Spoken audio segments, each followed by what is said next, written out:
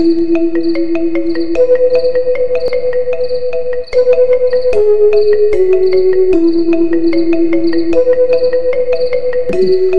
Pak. Selamat datang Bu di kelas Ya. kami. Kita mulai ya Bu Daru ya, sudah sampai Iya, waktunya. Pak. Oke, Assalamualaikum warahmatullahi wabarakatuh. Selamat Waalaikumsalam siang, salam warahmatullahi sejahtera buat kita wabarakatuh. semua. Terima kasih kepada Ibu Dr. Daru Winarti dari FIB Universitas Gadjah Mada yang meluangkan waktu yang sangat berharga untuk berbagi pengalaman beliau tentang penelitian yang terkait dengan dialektologi.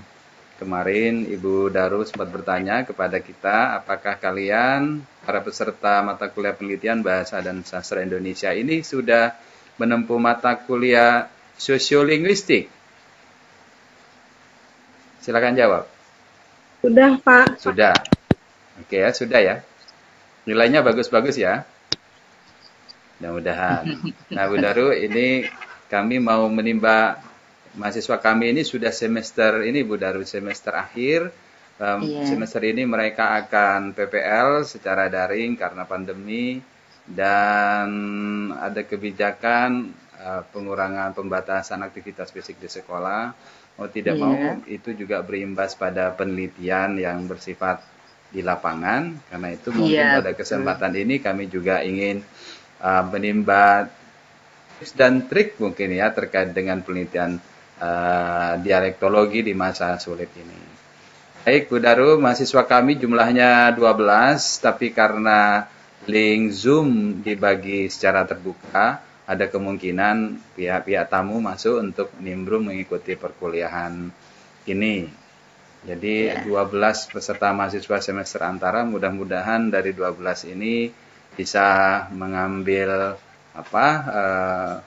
hikmah dari pertemuan hari ini dan bisa melakukan penelitian dengan mudah dan cepat selesai jadi sarjana.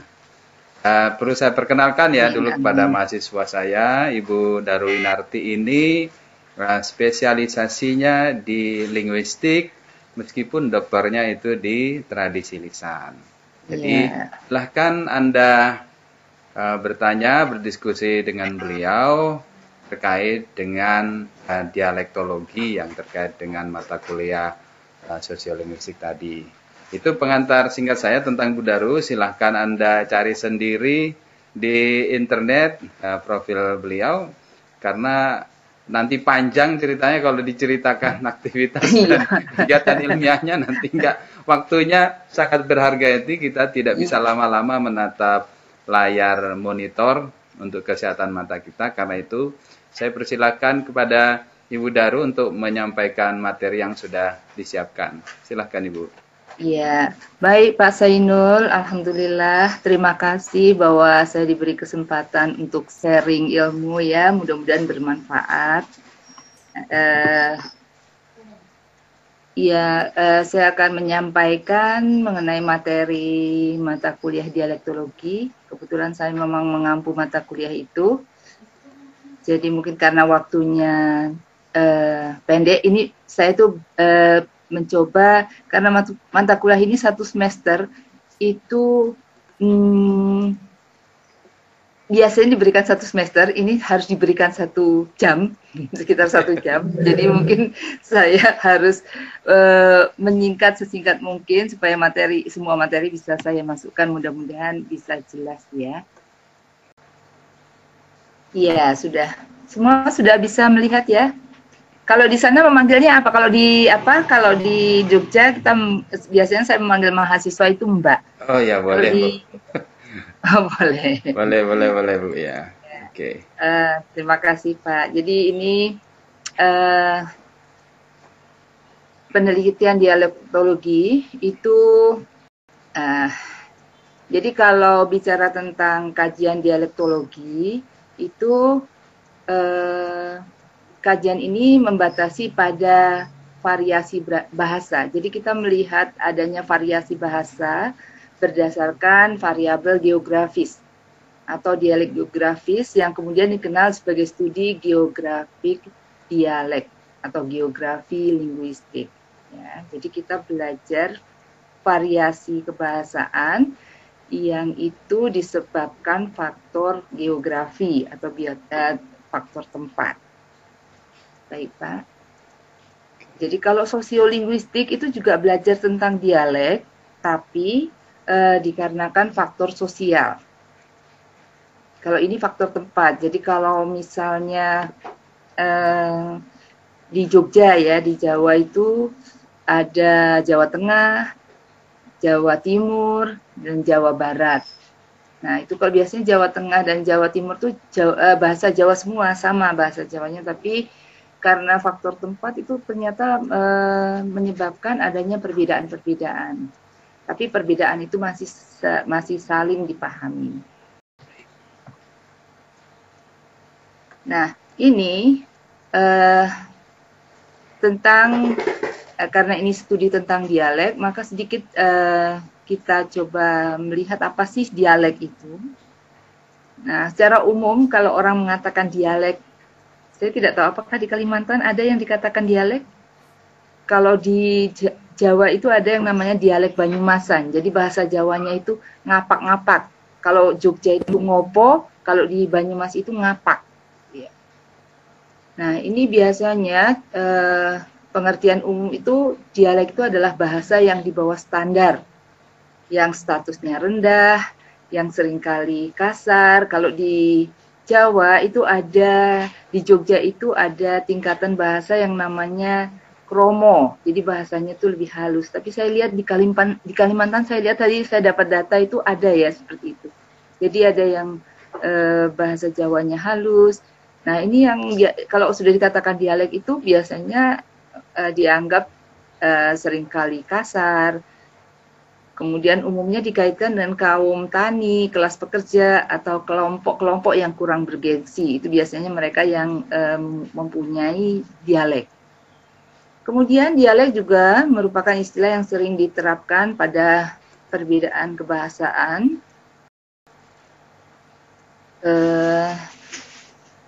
Terutama yang tidak memiliki bentuk tertulis. Jadi ini Chambers mengatakannya bahwa bentuk kebahasaan yang tidak tertulis dan sering dianggap sebagai penyimpangan dari suatu norma yang baku.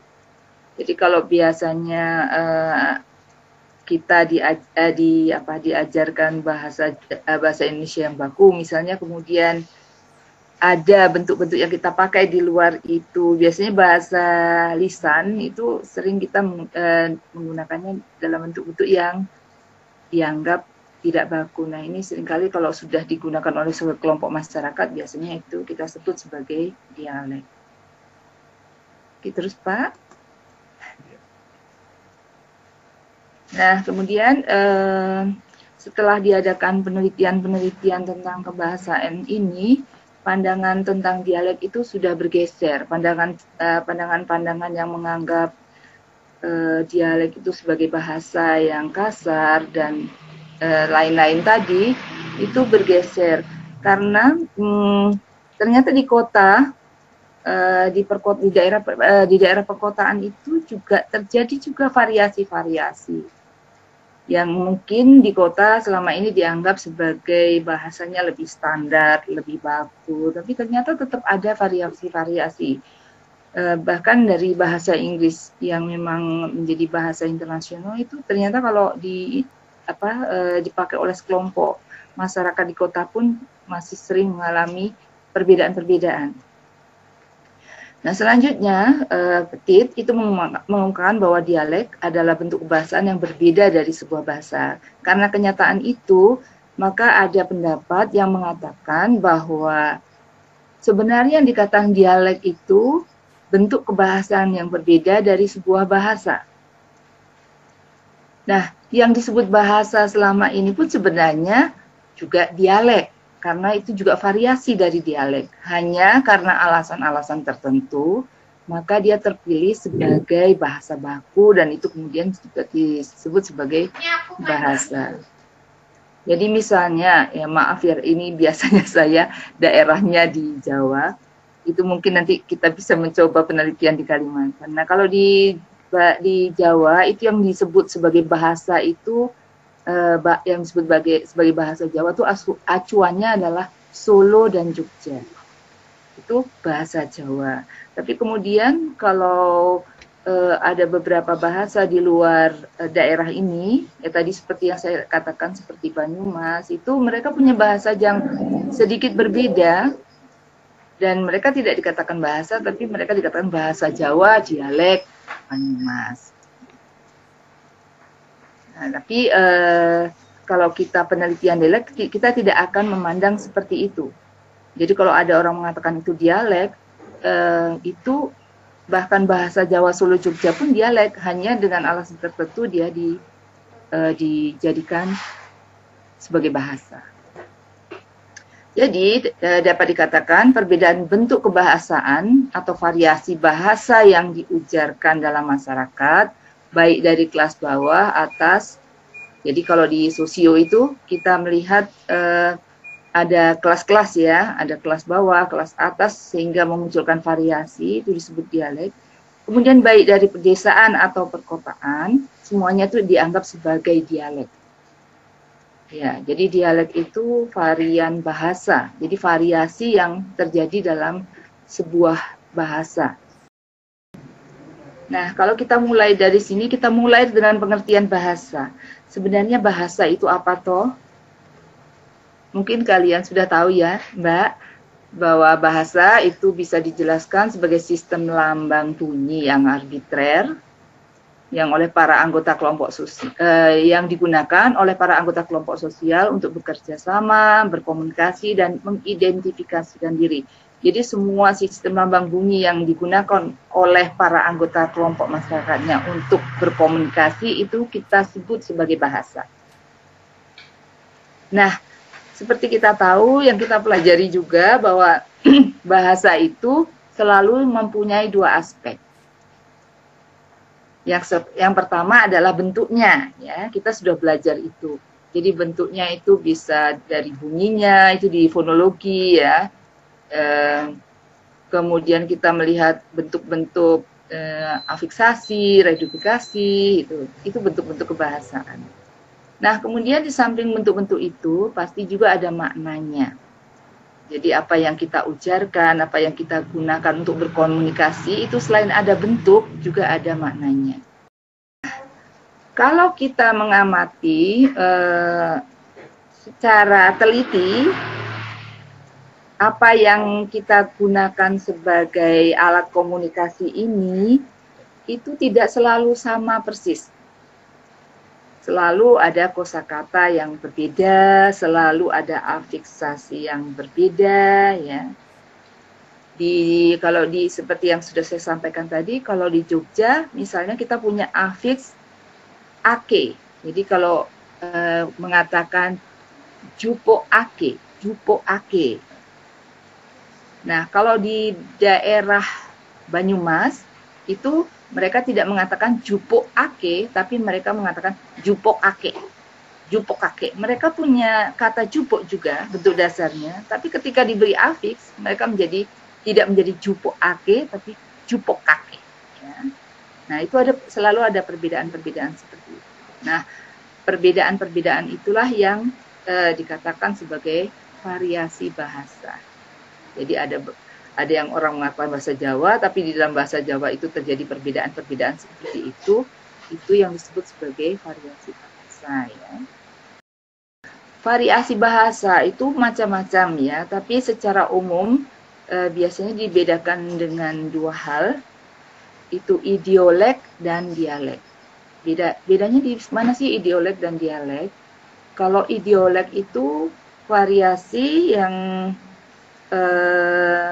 berbeda dari ujaran seseorang. Jadi per orang itu juga punya variasi sendiri ya, tidak selalu sama.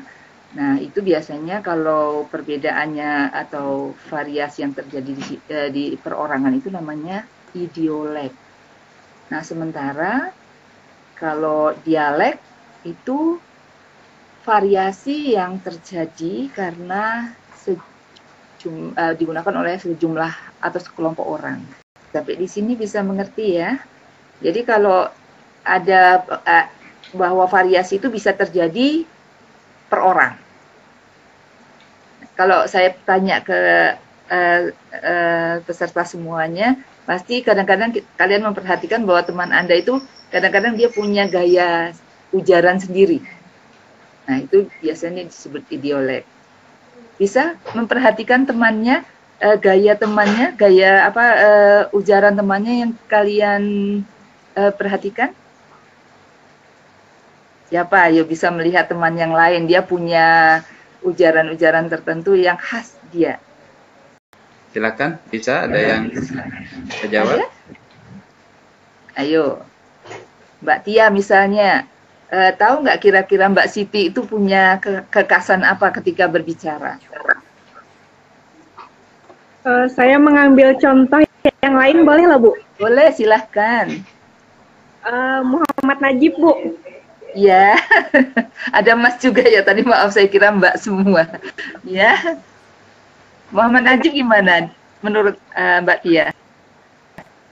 Biasanya Najib lebih sering menggunakan bahasa daerah yang dominan cukup kental. Apa itu misalnya? Apa contohnya gitu? Tapi bisa merasakan ya Mbak, lupa ya apa yang ini. Apa? Mas Najib itu, Mas Muhammad Najib sudah ini deg-degan itu. Seperti alunan nada pada saat bicara, Bu. Oh, intonasinya. Oh ya. Jadi kalau seperti orang Jawa, kalau mungkin saya datang ke tempat Anda dan berbahasa Indonesia, Anda pasti tahu kalau orang Jawa itu seperti kalau bicara medok gitu ya. Nah, oke. Jadi itu variasi perorangan, dan kalau variasi ujaran itu sudah dipakai oleh sekelompok orang, maka itu bisa disebut dialek. Nah, dialek ini itu dialek juga faktor penyebab adanya dialek itu, munculnya dialek itu bisa bermacam-macam. Ada dialek regional. Nah, kenapa disebut dialek regional? Karena perbedaannya itu karena faktor tempat. Kemudian dialek sosial, kalian semua sudah belajar ya, sosiolinguistik itu biasanya ilmunya. Jadi kalau di Jogja itu kalau anak-anak mau buang air kecil itu bilangnya pipis misalnya ya. Terus kalau orang misalnya teman dekat bisa mengatakan nguyuh ya. Kemudian kalau orang tua itu ada lagi ya, namanya turus kalau tidak salah. Jadi karena faktor umur, kemudian ada kosakata sendiri. Nah, yang terakhir itu dialek temporal. Untuk dialek temporal ini dari waktu ke waktu. Kalau di Jawa itu kami mengajarkan mata kuliah yang namanya bahasa Jawa kuno, bahasa Jawa pertengahan, dan bahasa Jawa baru. Walaupun itu belum terbukti sebenarnya apakah itu memang runtutannya, tapi kami menyebutnya sebagai bahasa Jawa kuno. Sesudah kuno ada pertengahan, dan sesudah pertengahan ada yang baru, dan itu cukup berbeda. Oke, nah ini saya ketemu data tentang dialek. Saya tidak tahu apakah betul atau tidak ya, saya cari itu. Boleh Bu, saya tunjukkan satu video, mungkin Ibu bisa melihat video ini. Video ini, oh iya, makasih. Yang coba saya akan tunjukkan video untuk menghubungkan dengan PowerPoint ini. Saya cari videonya dulu ya.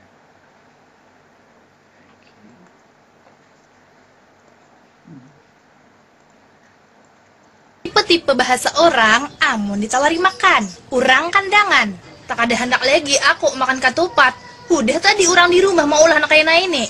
Urang muara teweh. Kada aku olai ikam makan hajak surangan amun ikam hendak aku sudah tadi makan kayak itu juga di rumah. Urang ala biu. Nah nintu kayak rasanya marasani am sakit. Urang Banjar. Kada-kada unda sudah kanyang tadi makan di rumahnya makan aja seorang anda bisa kan. Urang Amuntai. Ditehu kayak ikam aku imbir tadi makan di padu. Ikam mun hendak enak ngambil aku susudu. Urang Kalua. Nepenya. Kada hendak aku. Kau habis akan aja surang. Tahu aku imbir makan yang